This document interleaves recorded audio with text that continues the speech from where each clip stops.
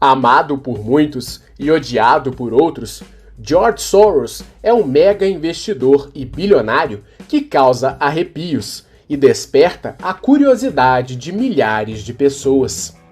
Famoso por sua atuação no mercado financeiro e por ter se tornado mundialmente conhecido como o homem que quebrou o Banco Central da Inglaterra, Soros permanece como sendo uma das figuras mais influentes da economia global, despertando todo tipo de sentimento em pessoas de todo o mundo. Batizado como George Schwartz, o investidor nasceu na data de 12 de agosto de 1930, na cidade de Budapeste, capital da Hungria.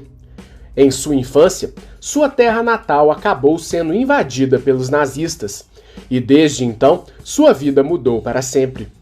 De família judaica, o investidor teve que utilizar documentos falsos para escapar da perseguição em sua terra natal, e assim passou a ser conhecido pelo nome de George Soros. A adoção do sobrenome Soros ia além de uma camuflagem.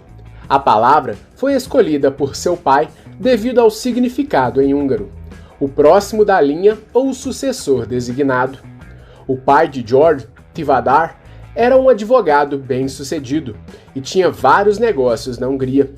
Segundo o próprio Soros, durante a perseguição aos judeus no país, seu pai teria ajudado vários outros judeus a escaparem da perseguição. Na mesma época, Soros sobreviveu à ocupação nazista com documentos que atestavam que sua família era de origem cristã. Por conta da documentação, Soros conviveu diretamente com um agente do governo alemão, encarregado para vigiar e perseguir judeus. Ao lado do oficial, Soros teria ajudado forçadamente a expropriar bens de outros judeus. Anos depois, o investidor descreveu o ano de 1944 como o ano mais feliz de sua vida, quando testemunhou os atos de heroísmo de seu pai junto à comunidade judaica. Após o período da guerra, Soros e sua família mantiveram uma vida confortável. Aos 17 anos, ele foi para a Inglaterra. Por lá, estudou na London School of Economics, onde se graduou em filosofia e posteriormente fez um mestrado na área.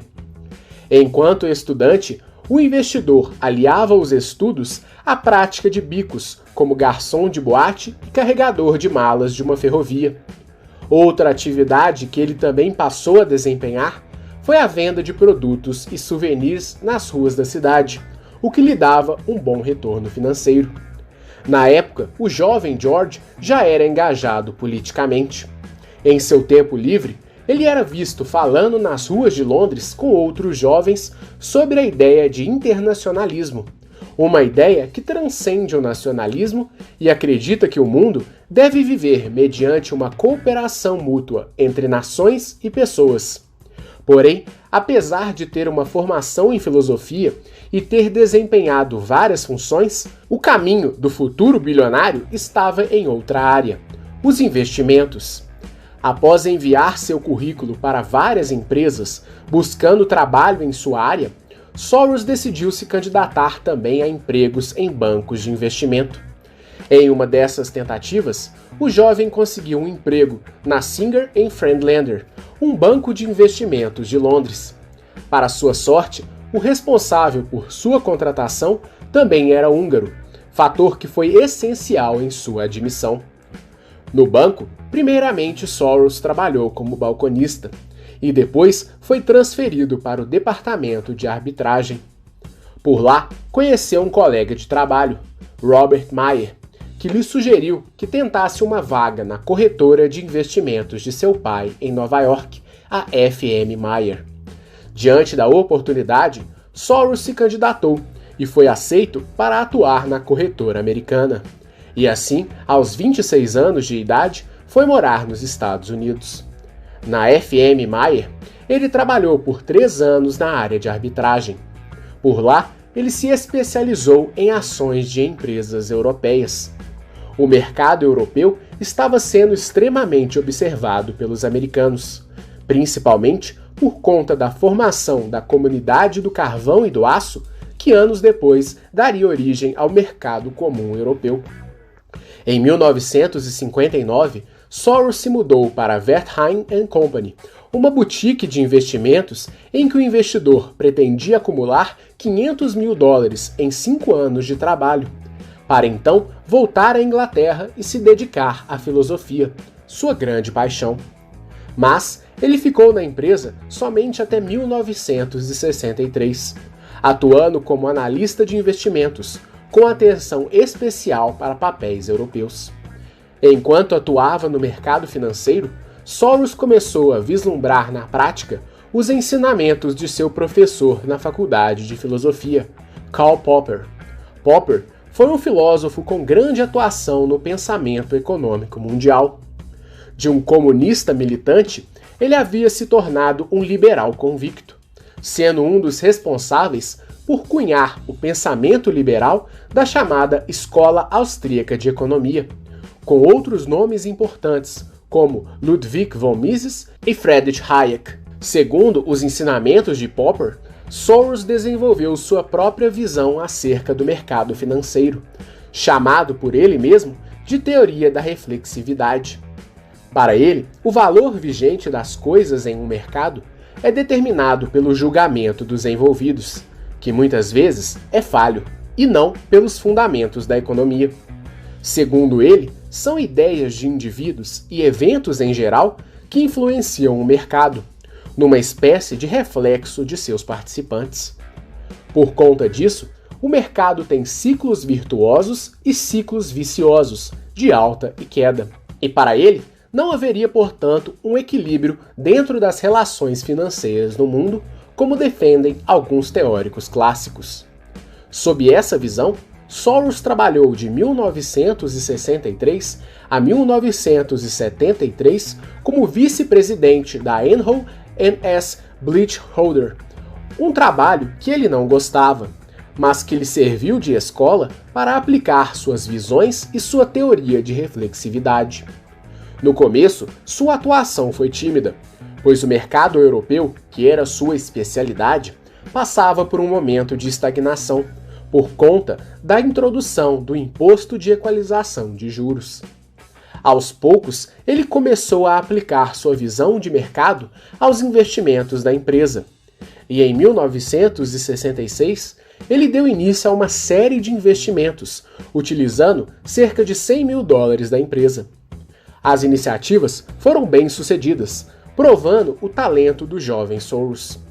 E após esse atestado, a empresa criou um fundo de cobertura que estaria sob o comando do investidor, o First Eagle, em 1967. Em 1969, o próprio Soros criou um fundo de cobertura chamado Double Eagle, com um capital aportado de $4 milhões de investidores. Na ocasião, ele mesmo colocou $250 mil de seu próprio patrimônio na empreitada. O fundo era baseado em Curaçao, nas Antilhas Holandesas, e era uma espécie de ramificação do First Eagle. A empresa foi abraçada também por outro nome que se tornaria uma lenda no mundo dos investimentos: Jim Rogers. O investidor havia entrado na mesma corretora que Soros e desde então se tornaria um grande parceiro de negócio. Através do fundo Double Eagle, eles recebiam não apenas retornos sobre o capital que haviam investido, mas também cerca de 20% dos lucros do fundo anualmente. Em 1970, Soros fundou seu próprio fundo de investimentos, a Soros Fund Management. O fundo foi criado com a parceria de outros investidores, como Jim Rogers novamente, e também teve a adesão de 2 filhos de Soros. Um dos segredos do crescimento do fundo foi se aproveitar dos períodos de crise, principalmente do mercado americano, que foi um dos grandes focos do mercado financeiro mundial na ocasião. No período, os Estados Unidos sofreram com diversas crises, como o choque do petróleo, a crise dos reféns americanos e a renúncia do presidente Nixon. Por conta de conflitos de interesses, em 1973, Soros deixou a Double Eagle e ofereceu seus serviços a boa parte dos antigos investidores do fundo, que passaram a integrar seu novo negócio. Anos depois, o fundo de sua propriedade foi renomeado para Quantum Fund. No momento em que o fundo ganhou o nome de Quantum, a companhia registrava mais de 12 milhões de dólares em sua carteira, sendo apenas uma pequena parte de propriedade de Soros. Porém, ao longo do tempo, tanto Soros quanto Rogers reinvestiam a comissão de 20% que tinham sobre os investimentos totais, aumentando suas fortunas investidas no fundo. Reinvestindo e atraindo novos investidores, o fundo também aumentou sua performance. E em 1981 já controlava 400 milhões de dólares em ativos. Apesar do sucesso, no mesmo ano o fundo também teve percalços, quando perdeu 22% de valor em sua carteira e viu vários investidores deixando a companhia. Na ocasião, com a saída dos investidores, o fundo ficou com cerca de 200 milhões de dólares em ativos. Entre altos e baixos, o fundo passou a prosperar, e esse crescimento fez com que o fundo controlasse 25 bilhões de dólares em 2011 e cerca de 40 bilhões de dólares nos últimos 2 anos. Em média, o fundo tem retornos anuais de 20% sobre seus investimentos. Todos esses fatos fizeram com que o Quantum fosse considerado o maior fundo de cobertura da história. Ao longo do tempo, além de ativos financeiros, o fundo também passou a investir em negócios, como a cadeia de hotéis Fan Hotels na Argentina. Porém, o nome de Soros não ficou conhecido somente por seu brilhantismo como investidor e gestor de fundo de investimentos. Mundialmente, George Soros ganhou notoriedade no ano de 1992, quando esteve à frente de uma operação financeira feita na Inglaterra, considerada uma das mais bem-sucedidas da história. A jogada começou em um contexto político bastante agitado na Europa. Com a queda do Muro de Berlim em novembro de 1989, a Alemanha começou a dar seus primeiros passos para a completa unificação de seu território, dividido durante a Guerra Fria. Nesse momento, sua moeda, o marco, estava enfrentando uma enorme instabilidade, que influenciava também as moedas de outros países da Europa. Como a Alemanha estava unida de novo, foram necessárias várias medidas para integrar a região oriental, o que aumentou os gastos públicos do governo alemão. O aumento dos gastos trouxe inflação e a necessidade de um aumento da taxa de juros do país. Na ocasião, a Europa dava seus primeiros passos para a criação de uma zona de comércio entre seus países, e uma das medidas adotadas foi feita em 1979, com a criação de uma taxa de conversão entre as moedas europeias, chamada ERM, buscando manter um equilíbrio entre as moedas de cada país. Em português, o ERM ficou conhecido como Mecanismo Europeu de Taxas de Câmbio, ou MTC.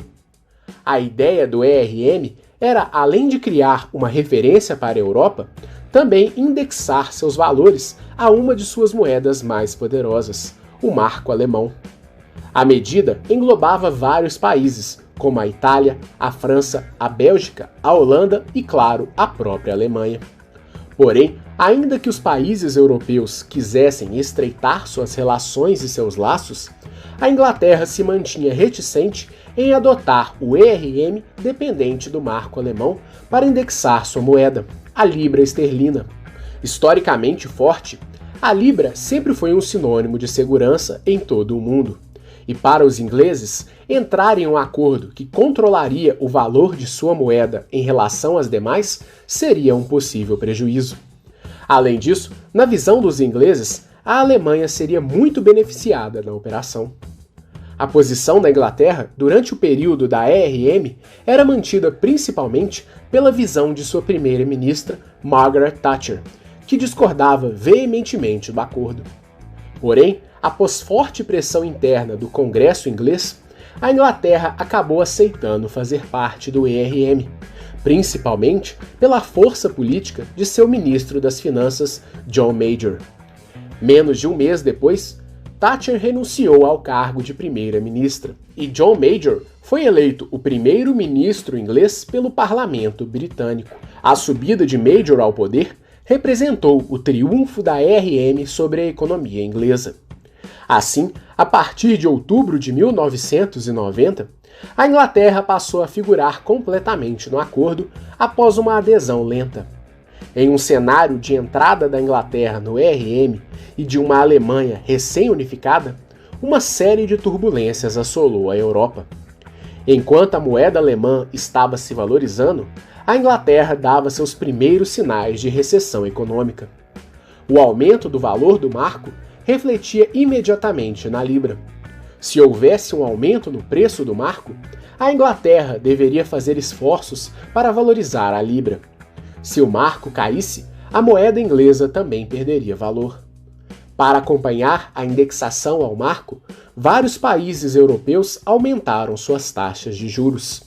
Mas, enquanto isso, a Inglaterra vivia uma situação complicada. Para aumentar o valor da libra, ela precisaria aumentar sua taxa de juros. Mas, para conter sua crise interna, ela deveria abaixar as taxas, a fim de fomentar seu mercado interno. Para completar, rumores de que a economia da Inglaterra poderia ruir a qualquer momento começaram a se espalhar pelo mundo. No começo dos anos 90, a disparada do valor do marco também representava uma valorização da libra esterlina. Porém, essa valorização era artificial, já que a economia inglesa estava em um momento de dificuldade. Nesse cenário de incerteza, George Soros começou a investir massivamente na compra de libras, sabendo muito bem que a situação do país era precária. Soros também incentivou outros investidores a fazerem o mesmo.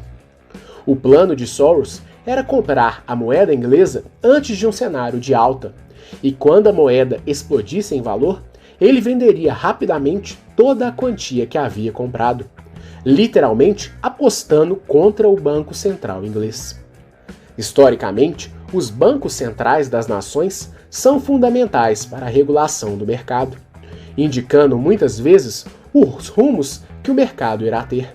Posto isto, apostar contra o Banco Central de uma nação é quase como apostar contra a banca de um cassino. Em 16 de julho de 1992, a Alemanha decidiu fazer um grande aumento em sua taxa de juros. Esse aumento acabou levando outros países adeptos do ERM a fazerem o mesmo. Obrigada pelo acordo, a Inglaterra seguiu o mesmo movimento, valorizando sua moeda. Ainda assim, o temor em relação à economia inglesa fazia com que investidores vendessem libras e comprassem marcos alemães. Em agosto do mesmo ano, o ministro das Finanças da Inglaterra anunciou que não haveria uma nova desvalorização da moeda inglesa. Porém, tudo mudou quando a Itália decidiu desvalorizar sua moeda, a lira, por também enfrentar uma grave crise econômica interna. O movimento fez com que a Alemanha também fizesse o mesmo, por força do mecanismo cambial europeu. Em meio a um cerco de forças vizinhas, a Inglaterra enfrentava um de seus momentos mais delicados, em que poderia haver aumento de juros ou desvalorização de sua moeda. Apesar disso, seus governantes permaneciam reticentes. Em paralelo, a lira italiana perdia valor dia após dia, e quem havia investido na moeda italiana perdeu milhões na ocasião. Em 15 de setembro de 1992, o governador do Bundesbank, o Banco Central da Alemanha, teve uma conversa informal com um jornalista, em que afirmou que novas desvalorizações cambiais seriam necessárias para que a economia alemã se estabilizasse. A conversa se tornou uma notícia mundial e cairia como uma bomba no mercado europeu. E o jornalista tinha a gravação da conversa para comprovar o ocorrido. Para Soros, a declaração pública do presidente do Bundesbank foi a senha que os investidores esperavam para vender as libras esterlinas. E assim, no dia seguinte, uma quarta-feira, dia 16 de setembro de 1992, Soros deu início ao seu grande plano. Se aproveitando da diferença de fusos horários entre os Estados Unidos, de onde operava, e a Inglaterra, Soros começou a operar seu plano para que suas reservas de libras fossem vendidas integralmente no começo do pregão do mercado europeu. Para conseguir lucrar na jogada, Soros conseguiu negociar a venda de 10 bilhões de libras, um valor que na ocasião ele não possuía. A venda das libras consistia em uma operação financeira chamada de venda a descoberto, ou short selling, em que o investidor vende ativos que não tem por um preço mais alto do que o preço que ele deseja comprar em um futuro próximo. Desse modo, Soros negociaria a venda de libras por um preço alto, sabendo que ao final do dia poderia recomprar as libras por um preço muito menor do que o preço que venderia a moeda inglesa. Foi assim que, na abertura do mercado, Soros vendeu todas as reservas do Quantum Fund e o valor que não possuía, quando a libra estava com o preço mais elevado naquele dia. Começando a venda massiva da moeda inglesa, outros investidores também decidiram aderir ao plano de Soros.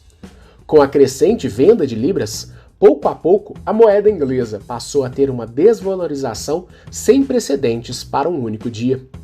A cada nova venda, o pânico se instalava no mercado europeu. Para completar, Soros e seu fundo passaram a comprar marcos alemães, forçando ainda mais uma desvalorização da moeda britânica. Enquanto o investidor operava, o Banco Central inglês foi pego de surpresa e começou a comprar sua própria moeda dos investidores, na busca de aumentar suas reservas internas e estabilizar o valor da libra. Se houvesse menos oferta de libra no mercado, o valor da moeda poderia aumentar, e os ingleses apostavam que poderiam reverter assim o pânico do mercado. De hora em hora, o Banco Central autorizava novas compras, e o prejuízo para a economia inglesa só aumentava, tentando, de certa forma, estancar a sangria daquele dia. Ao mesmo tempo, havia uma esperança dos investidores de que a Inglaterra anunciasse sua saída do ERM, para enfim deixar de ser refém do mercado europeu que sufocava em definitivo sua economia. Enquanto a saída não ocorria, o Banco Central tentou aumentar a taxa de juros diversas vezes, com a esperança de assim aumentar novamente o preço da libra. Em paralelo, George Soros voltava à ativa e agora passava a comprar libras por um preço extremamente menor do que tinha vendido no começo do dia. Porém, os esforços do governo e do Banco Central não foram suficientes, e ao final do pregão do mercado, a moeda inglesa teve a maior perda de sua história, marcando o dia que ficou conhecido como a Quarta-feira Negra. Ao final daquele dia, o primeiro-ministro inglês anunciou que, além de um novo aumento da taxa de juros, a Inglaterra deixaria o ERM para sempre. Por conta desse evento, a Inglaterra nunca mais se associou a outros países em um mecanismo monetário desde então.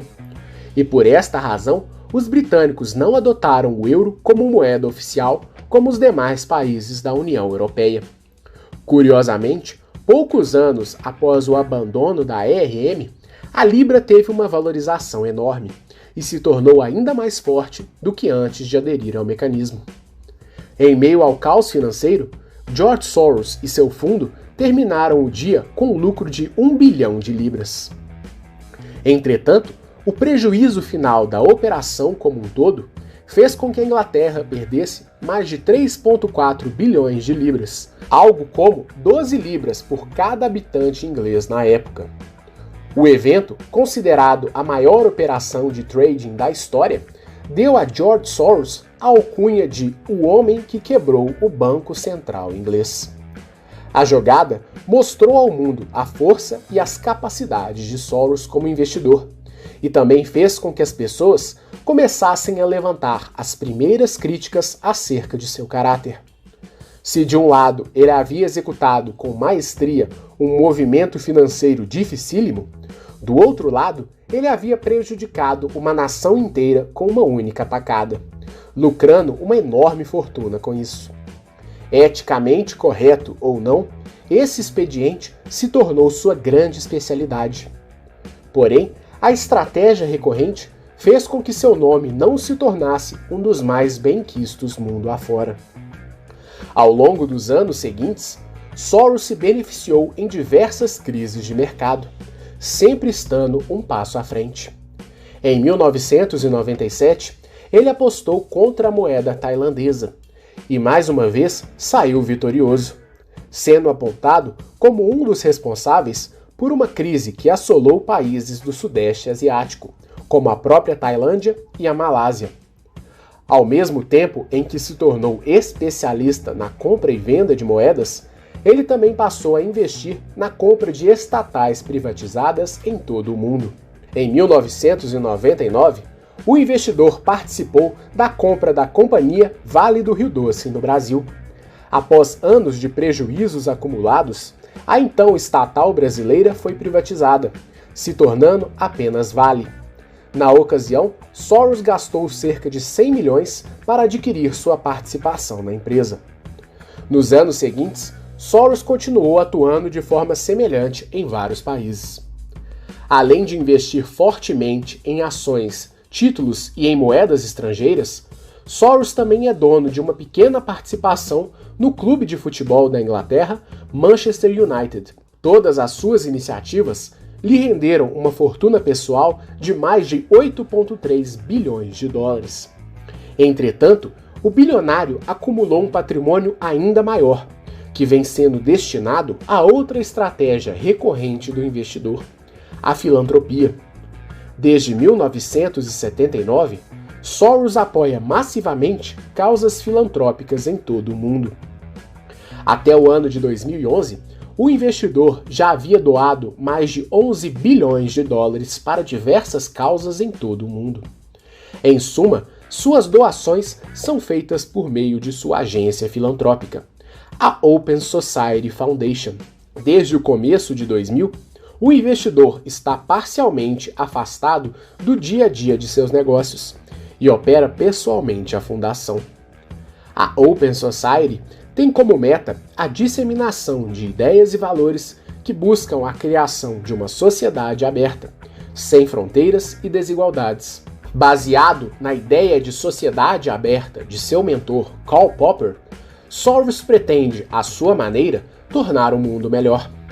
Para Popper, um mundo globalizado, sem a existência de entidades nacionais, pode criar um ambiente em que as pessoas possam ser reguladas apenas pelo livre mercado. E esse livre mercado também estará associado pelo livre trânsito de pessoas, com suas peculiaridades e costumes respeitados, sem a existência de uma unidade nacional. Em prol desse ideal, ao longo dos anos, o bilionário distribuiu bolsas de estudos e fez doações para diversas universidades, principalmente de sua terra natal. Há estimativas de que, atualmente, mais de 32 bilhões da fortuna de Soros estejam concentrados na sua fundação, o que o colocaria entre os 30 homens mais ricos do mundo. Além de obras filantrópicas, Soros e sua agência têm forte participação em movimentos políticos, principalmente aos chamados movimentos progressistas de esquerda. Desde os anos 80, Soros incentivou, direta e indiretamente, diversos movimentos de esquerda em todo o mundo. Atualmente, sua ação é massiva, principalmente em movimentos e iniciativas no Brasil. Apesar disso, ele também é considerado um personagem importante no fomento de ideias que ajudaram os países do leste europeu a deixarem o comunismo, adotando uma mentalidade de livre comércio. De todo modo, Soros é um grande entusiasta da ideia de um mundo sem fronteiras, em que não existam políticas de controle nacionalistas. Por conta disso, ele é um grande apoiador da União Europeia e de campanhas pró-imigração. Contrário aos movimentos nacionalistas e entusiasta de entidades centralizadoras de poder, Soros acumula inimigos em vários países, que o enxergam como um inimigo das nações modernas. Até mesmo em sua terra natal, a Hungria, que tem um forte movimento nacionalista, o investidor é considerado persona non grata. Desde que mudou para os Estados Unidos, Soros tem residido no país americano e, inclusive, se tornou cidadão norte-americano. Outros países que são declaradamente contra o bilionário são a Polônia e a Rússia.